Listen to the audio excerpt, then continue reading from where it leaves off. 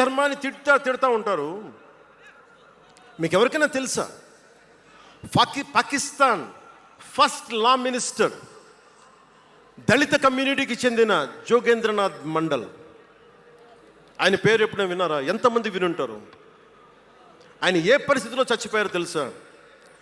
ఆయన, నేను భారతదేశాన్ని నమ్మను, పాకిస్తాన్ని నమ్ముతాను అంటే, అంబేద్కర్ గారితో సహా చాలామంది వద్దని చెప్పినా కానీ ఆయన పాకిస్తాన్కి వెళ్ళిపోయి దాన్ని బంగ్లాదేశ్లో చాలా హిందూ జిల్లాలు కలిపేసి,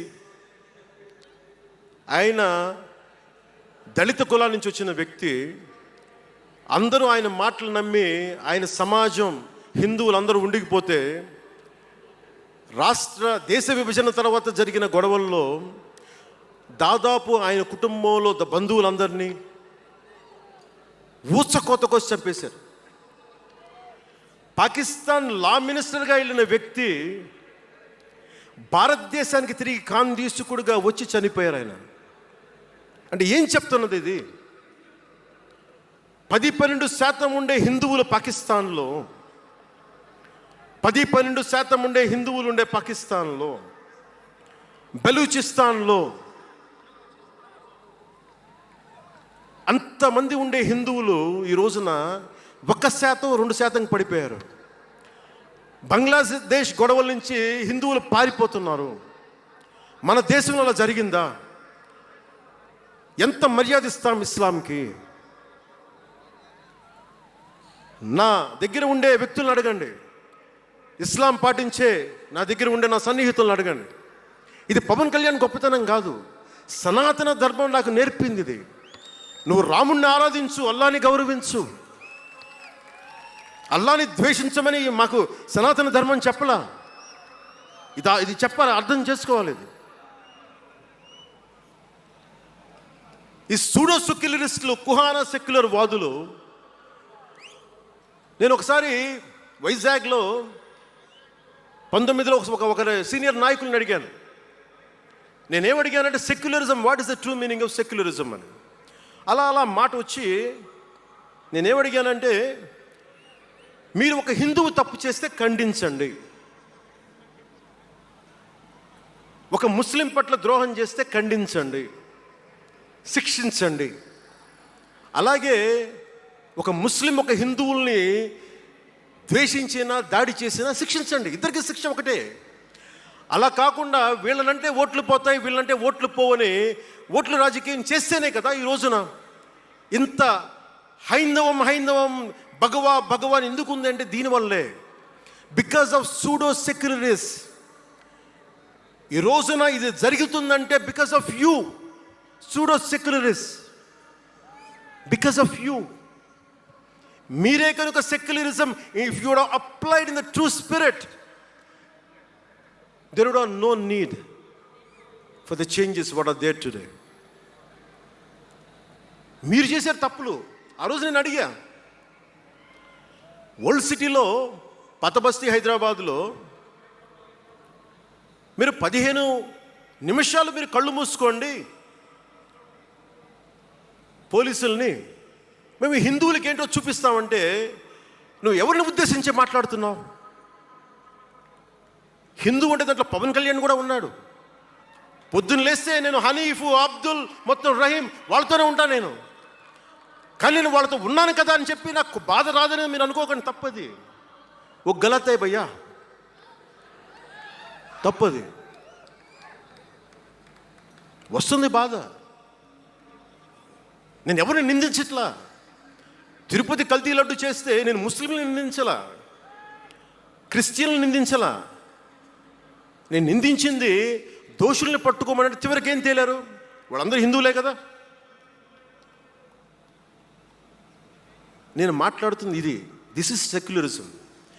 if there is true secularism, మన నాయకులందరికీ చెప్తున్నాను, మీ అందరికీ చెప్తున్నాను, true secularism should be applied in the true spirit, not for damn convenient vote bank politics. Don't do it.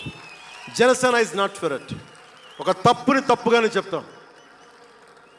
అంటే నేను ఎందుకు చెప్తున్నాను మీకు మాట అంటే, నారాజు గాకురమ్మ అన్నయ్య నజీరు అన్నయ్య ముద్దుల కన్నయ్య, మన రోజు మనకుంది మన్నయ్య అన్నామంటే డ్యాన్సులు చేశా మీ సరదా కోసం.